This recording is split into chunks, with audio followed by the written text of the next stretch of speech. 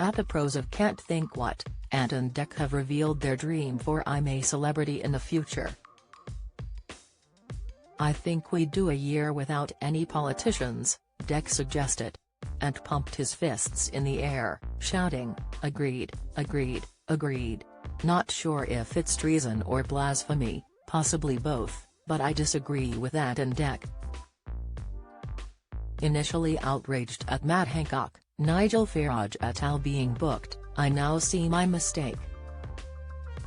Reality TV has done us a huge favor, it's shown them up for who they really are. Turns out politics isn't just show business for ugly people, it's for really, really dull people.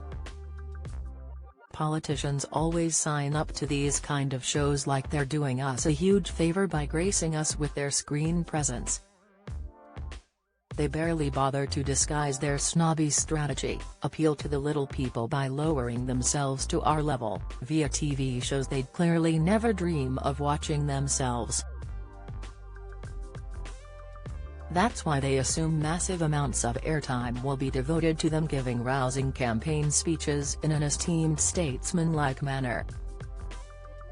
Oh, to be a fly on the wall when they get home and see what was actually shown, and that, ironically, would be far more entertaining viewing than anything they did while being filmed.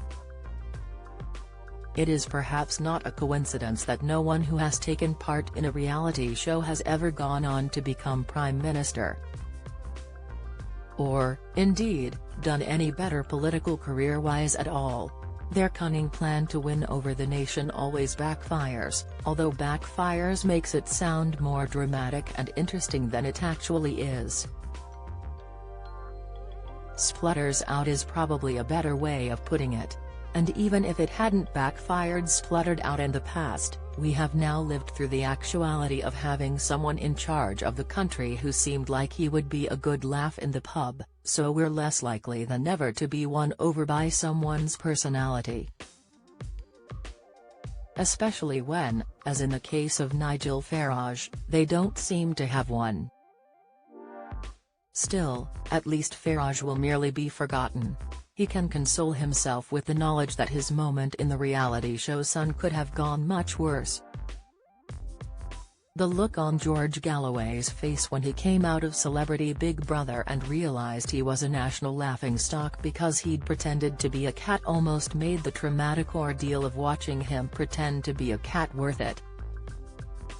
Even if it's not mentioned in the first line of his obituary, which it will be, his legacy is forever sealed as world's creepiest feline.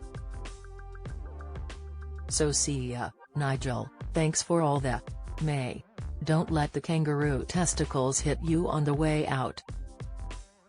And sorry, Ant and Dec, but we need Tory politicians on the show every year.